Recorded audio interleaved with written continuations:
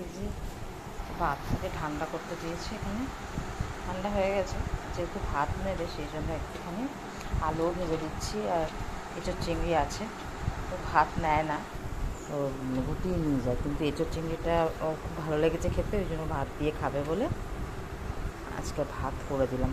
আর শুধু তো একটা তরকারি দিয়ে খাওয়া যায় না, সেই জন্য একটু আলু ভেজে দিচ্ছি তার সাথে।